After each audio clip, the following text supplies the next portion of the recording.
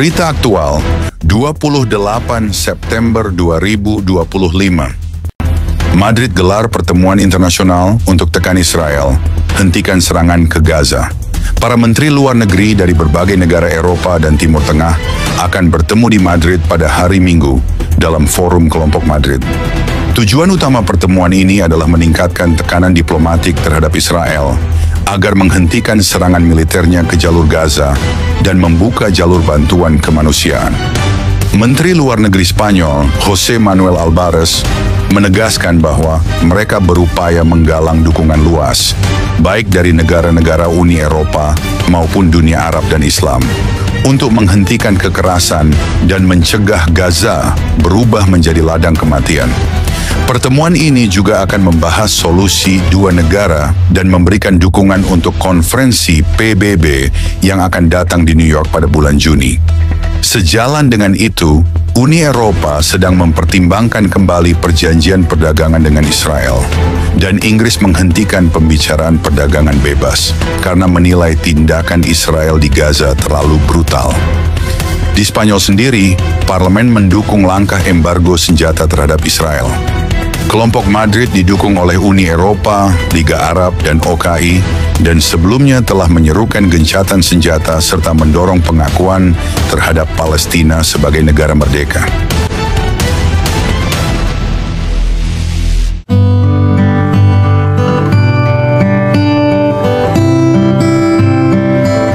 Saudara-saudari terkasih dalam Kristus, hari ini kita menyaksikan sebuah drama global yang kembali terulang. Dunia bersatu suara, bukan untuk kebenaran, tapi untuk tekanan. Di Madrid, di antara gedung-gedung mewah dan diplomasi yang tampak beradab, para pemimpin dunia berkumpul. Mereka menyusun kata-kata yang terdengar manis, gencatan senjata, dua negara, perdamaian yang adil. Tapi di balik kata-kata itu, ada desakan untuk satu hal, agar Israel menyerah, agar Israel berhenti, agar Israel membiarkan tanahnya diinjak-injak, warganya dibunuh, dan masa depannya dikendalikan oleh bangsa-bangsa lain.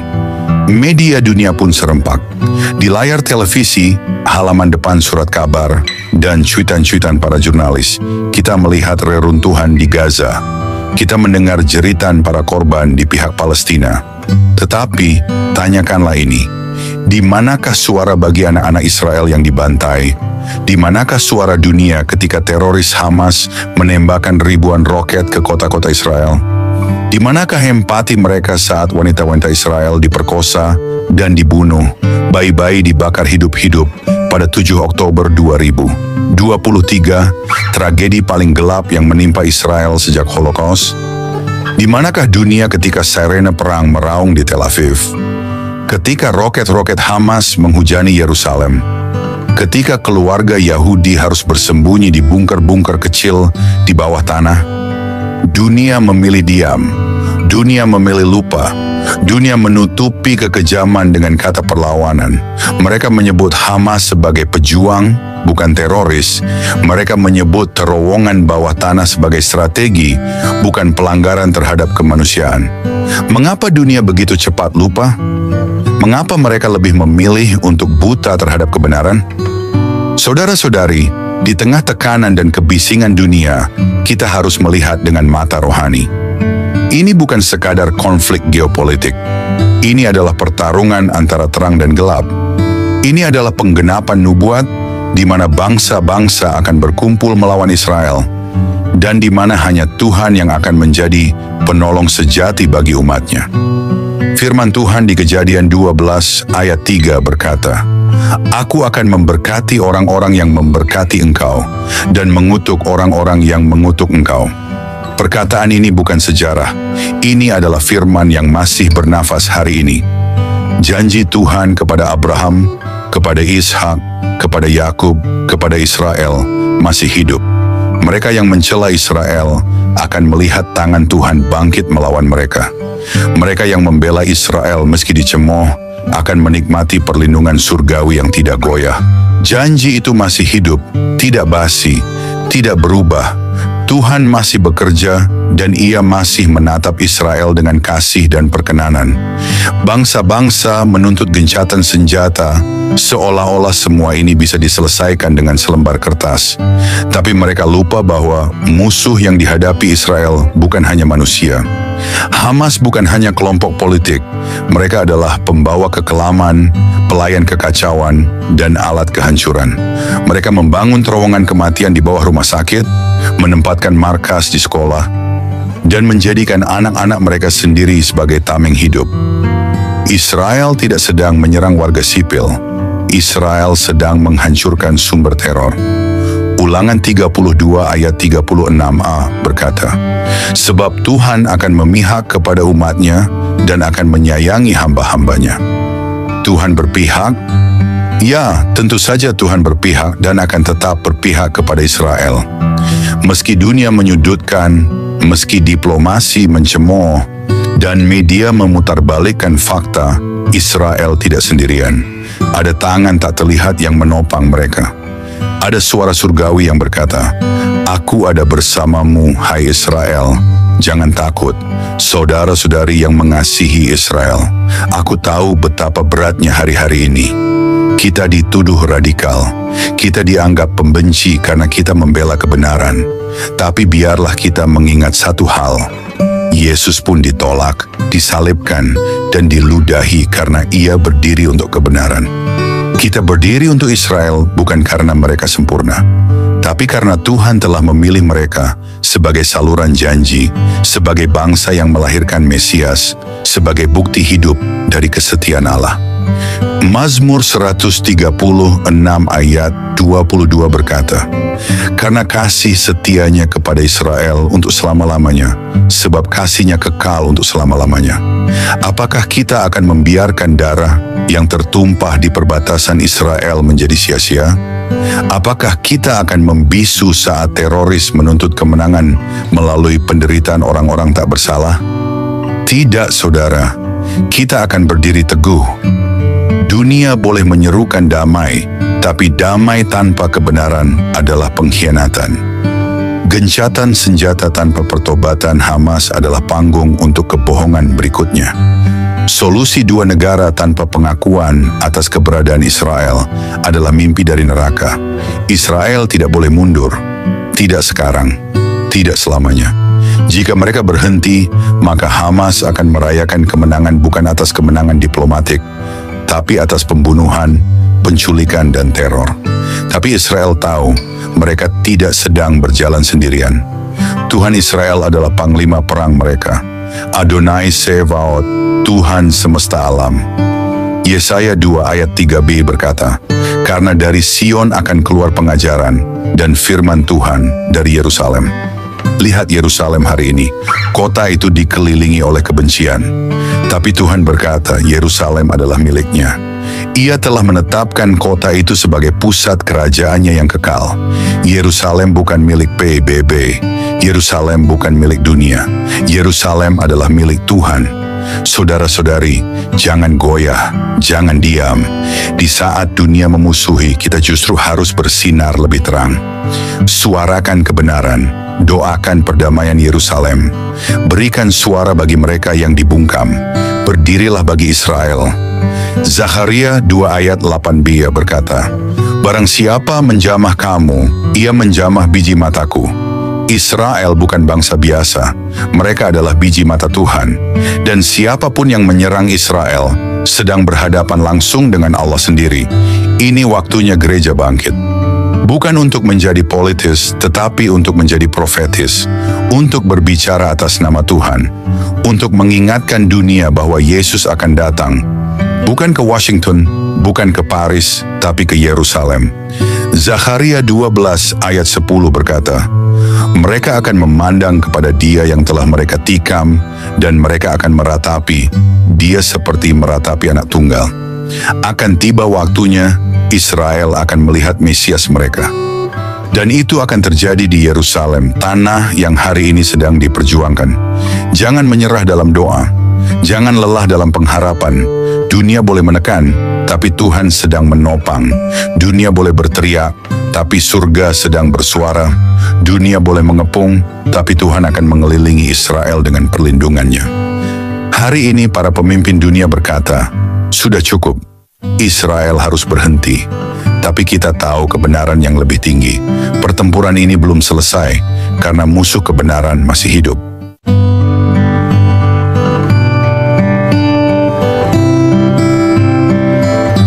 Shalom saudara-saudari terkasih, selamat datang kembali di Renungan Malam God's Voice. Di tengah keheningan malam, ketika dunia mulai terlelap, marilah kita menyediakan hati dan pikiran kita untuk menerima sentuhan kasih Tuhan. Malam ini, biarlah suaranya yang lembut menuntun dan menguatkan kita melewati segala pergumulan yang mungkin belum selesai. Mari kita berdoa. Bapa di surga, terima kasih untuk anugerah-Mu yang tak pernah berhenti menyertai kami sepanjang hari ini.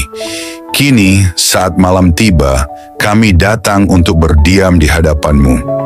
Tuhan, sucikan hati kami, dan biarlah Roh Kudus-Mu hadir, serta berbicara lewat setiap firman yang kami renungkan malam ini. Tolong kami untuk memahami kebenaran-Mu, menerima teguran-Mu, dan dikuatkan oleh kasih-Mu. Kami serahkan waktu ini ke dalam tangan-Mu sepenuhnya. Dalam nama Tuhan Yesus Kristus, kami berdoa. Amin.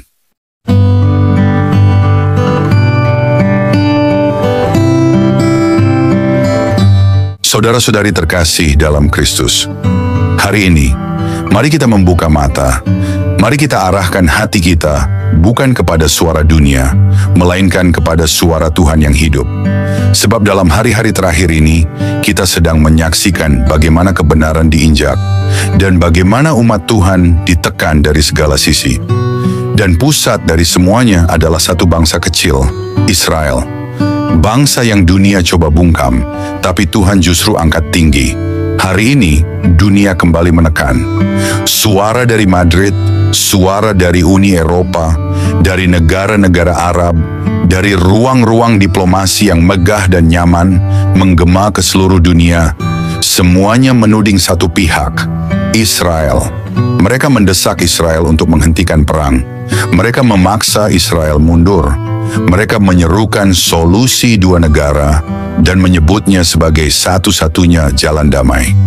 Mereka berbicara tentang kemanusiaan, tentang penderitaan, tentang hak rakyat Palestina, tetapi melupakan satu hal, kebenaran.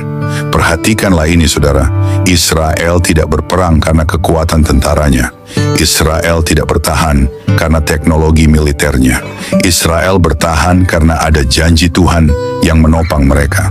Ketika dunia mendesak mereka untuk menghentikan perang, mereka lupa bahwa Israel bukanlah bangsa biasa. Mereka tidak bergerak menurut taktik militer, tetapi menurut nubuatan Tuhan. Mereka tidak hanya membalas serangan, mereka mempertahankan tanah perjanjian. Tanah yang Tuhan berikan kepada Abraham dan keturunannya. Dan hari ini, dunia sedang bermain-main dengan tanah itu. Mereka menuntut Israel menyerahkan Yerusalem Timur. Mereka menuntut Gaza menjadi negara sendiri. Mereka mendesak Israel menghentikan invasi, tetapi tidak menuntut Hamas menyerah. Mereka menangisi kematian di Gaza, tetapi tidak pernah meneteskan air mata untuk lebih dari 1.200 nyawa Israel yang hilang pada satu hari yang mengerikan pada tanggal 7 Oktober 2023. Mari kita katakan dengan jelas, ini bukan sekadar perang senjata. Ini adalah perang rohani. Ini adalah pertempuran antara terang dan gelap, antara kerajaan Tuhan dan kekuatan yang membencinya. Saudara-saudari terkasih dalam Kristus, mungkin engkau yang sedang menonton ini adalah salah satu dari sedikit orang yang masih berani berdiri bagi Israel. Di media sosial, engkau diserang. Di grup WhatsApp, engkau dicemooh. Di gereja sekalipun, engkau mungkin dianggap berlebihan. Tapi aku berkata kepadamu hari ini, engkau tidak sendiri. Yesus sendiri berkata di Yohanes 15 ayat 18, "Jika dunia membenci kamu, ingatlah bahwa ia telah membenci aku lebih dahulu." Yesus dibenci karena ia berbicara benar. Yesus disalib karena ia menolak tunduk pada sistem dunia. Dan hari ini, engkau yang berdiri bagi Israel pun akan mengalami hal yang sama. tapi tetaplah berdiri. Sebab engkau tidak berdiri di sisi yang salah, engkau berdiri yang benar. Yerusalem adalah milik Tuhan. Tanah perjanjian adalah warisan kekal, dan Israel adalah biji matanya. Kasih Tuhan kepada Israel bukan bersyarat, bukan berdasarkan politik, bukan tergantung siapa presidennya atau siapa yang berkuasa. Itu kekal, itu abadi, itu tidak berubah. Hari ini para pemimpin dunia berkata, damai, gencatan senjata, dua negara, tetapi damai tanpa keadilan, itu bukanlah damai. Gencatan senjata tanpa pembebasan sandera adalah penghinaan terhadap korban. Dua negara tanpa pertobatan Hamas adalah perdamaian palsu. Israel tidak boleh berhenti. Israel tidak boleh mundur. Jika mereka mundur sekarang, maka kekejaman akan dianggap menang. Jika mereka tunduk pada tekanan dunia, maka darah para korban akan dianggap sia-sia. Tetapi Tuhan sedang menopang Israel. Ia menguatkan tangan tentaranya. Ia meneguhkan semangat rakyatnya, dan ia membungkam mulut bangsa-bangsa yang congkak. Tuhan sedang membersihkan tanahnya. Ia tidak akan membiarkan Gaza tetap menjadi sarang teror. Ia tidak akan membiarkan namanya dinajiskan oleh api kebencian. Ia tidak akan membiarkan Yerusalem direbut oleh mereka yang menyembah kekerasan. Saudara-saudari yang terkasih, tetaplah berdoa, tetaplah berdiri, tetaplah bersuara. Meski kita sedikit, tapi suara kita bergema di surga. Meski kita tidak populer, tapi Tuhan mengenal kita. Yerusalem bukan sekadar kota. Yerusalem adalah pusat rencana kekal Allah. Dan kita tidak sedang mendukung bangsa biasa. Kita sedang berdiri bersama umat pilihan Tuhan. Dunia boleh terus menekan. Negara-negara boleh berkomplot. Diplomasi boleh berteriak. Demonstrasi boleh meluap. Tetapi satu suara akan tetap berdiri. Yerusalem akan tetap menjadi milikku, firman Tuhan. Mungkin engkau menangis melihat berita, mungkin engkau gelisah setiap kali melihat dunia mencela Israel. Tapi jangan goyah, jangan ragu, jangan mundur. Yerusalem yang sama yang hari ini dikepung akan menjadi pusat pemerintahan Kristus dalam kerajaan 1000 tahun. Yerusalem yang hari ini diludahi akan dipulihkan dan dimuliakan. Israel tidak akan dihancurkan, bukan karena kekuatan militernya, tapi karena Tuhan semesta alam masih berperang bagi mereka. Shalom, tetap teguh, dan bersoraklah bagi Yerusalem. Maranatha, Tuhan Yesus segera datang, dan mata dunia akan melihat Israel tetap berdiri.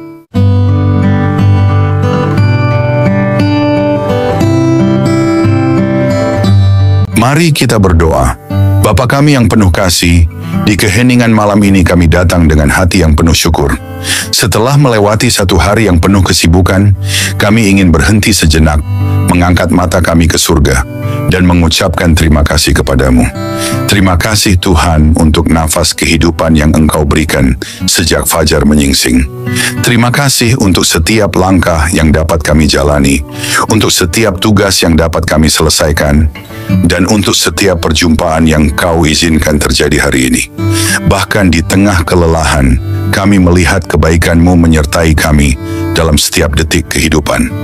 Di malam yang hening ini, kami datang kepadamu dengan hati yang terbuka dan jiwa yang haus akan hadirat-Mu. Setelah mendengar firman-Mu yang hidup, kami terdiam dalam kekaguman. Betapa besarnya kasih-Mu, betapa dalamnya belas kasihan-Mu yang tak berkesudahan. Tuhan, malam ini kami menyerahkan seluruh isi hati kami di hadapan tahta-Mu. Segala beban yang kami pikul, segala luka yang tersembunyi, setiap dosa yang begitu sering kami abaikan, kami letakkan semuanya di kaki-Mu. Ajari kami untuk tidak lagi berpaling. Ajari kami untuk mencintai-Mu dengan segenap hati, segenap jiwa, segenap akal budi kami. Tuhan, malam ini kami tidak ingin hanya menjadi pendengar. Biarlah firman-Mu mengakar dalam hidup kami, menembus kerasnya hati kami, membangkitkan jiwa kami yang lesu, dan membakar roh kami dengan api dari surga. Jika ada jalan dalam hidup kami yang bengkok, luruskanlah Tuhan. Jika ada bagian hati kami yang beku, cairkanlah dengan kasih-Mu. Jika ada keputusan yang salah, tuntunlah kami kembali ke jalan kebenaran.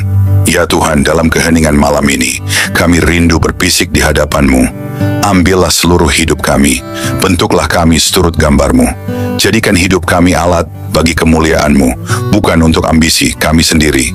Ajari kami menghitung hari-hari kami, supaya kami beroleh hati yang bijaksana. Ajari kami untuk hidup dengan kesadaran bahwa waktu ini singkat dan kekekalan itu nyata. Tuhan, dalam gelapnya dunia ini, nyalakanlah terang-Mu dalam hidup kami. Jadikan kami pelita yang tidak padam, saksi yang tidak malu memberitakan nama-Mu. Ketika dunia menawarkan godaan, kuatkan hati kami untuk tetap setia. Ketika badai datang, peluklah kami dengan damai-Mu yang melampaui segala akal. Ketika tubuh ini lemah, jadilah kekuatan kami. Ketika jiwa ini letih, jadilah penghibur kami. Bapa, kami tahu tanpa Engkau, kami tidak mampu. Tanpa kasih-Mu, kami kosong. Tanpa Roh-Mu, kami kering dan mati. Oleh sebab itu malam ini kami berseru, jangan pernah tinggalkan kami Tuhan. Jangan biarkan kami berjalan setapak pun tanpa penyertaan-Mu. Sebab 1 hari di pelataran-Mu lebih baik daripada 1000 hari di tempat lain. Tuhan, mungkin ada banyak hal yang belum sempurna, banyak rencana yang belum tercapai, tetapi malam ini kami memilih untuk bersyukur. Karena kami tahu, tangan-Mu tetap bekerja, bahkan saat kami tidak melihatnya. Kami percaya segala sesuatu yang terjadi hari ini ada dalam kendali-Mu yang penuh kasih. Terima kasih untuk kekuatan saat kami merasa lemah. Terima kasih untuk penghiburan saat kami hampir menyerah. Terima kasih untuk damai-Mu yang melingkupi hati kami, bahkan di tengah kekacauan. Segala sesuatu yang kami alami hari ini, suka maupun duka, adalah bagian dari rencana-Mu yang indah. Ajari kami untuk melihat bahwa setiap momen dalam hidup kami adalah anugerah. Ajari kami untuk selalu ingat bahwa tanpa-Mu kami tidak bisa berbuat apa-apa. Bapa yang setia, ajari kami untuk tetap rendah hati, untuk tetap bergantung pada-Mu dalam segala hal. Ajari kami untuk tidak sombong atas keberhasilan dan tidak putus asa dalam kegagalan. Kini saat malam melingkupi kami, biarlah hadirat-Mu menjadi naungan kami. Berikanlah tidur yang penuh damai, dan bangunkan kami esok hari dengan semangat baru untuk hidup hanya bagi-Mu. Hingga hari itu tiba, saat kami bertemu muka dengan-Mu dalam kemuliaan kekal, biarlah setiap hari hidup kami menjadi nyanyian pujian yang harum di hadapan tahta-Mu. Dalam nama Yesus Kristus, Tuhan dan Juru Selamat kami yang hidup, kami menutup hari ini dengan penuh syukur dan pengharapan. Amin. Saudara-saudari terkasih, sebelum kita menutup hari ini, mari kita datang dengan kerendahan hati di hadapan Tuhan.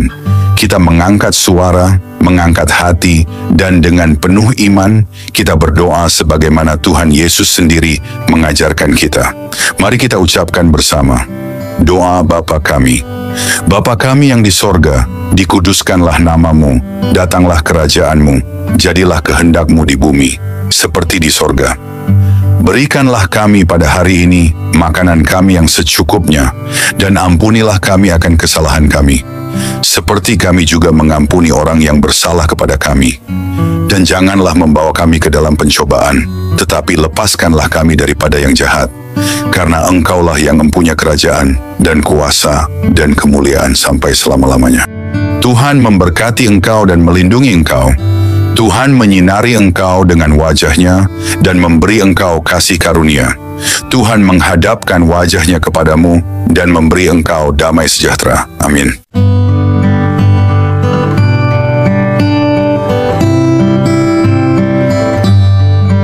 Saudara-saudari terkasih, malam ini kita telah merenungkan betapa besar kasih Tuhan yang menopang hidup kita sampai detik ini.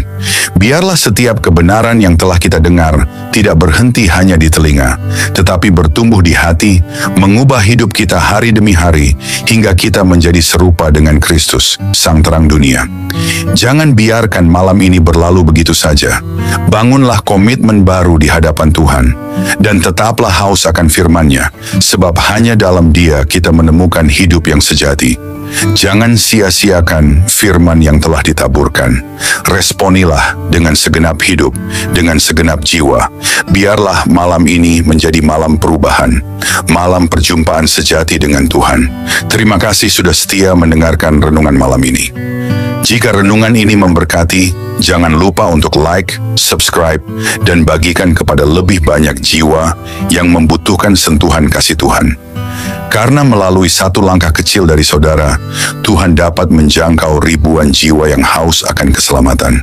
Tuhan Yesus menyertai, memberkati, dan meneguhkan setiap langkah kita, sampai pada saat kita berjumpa muka dengannya. Mari kita bersama-sama menjadi alat untuk memperluas kerajaan-Nya di bumi. Tuhan Yesus memberkati dan selamat beristirahat di dalam damai sejahtera-Nya.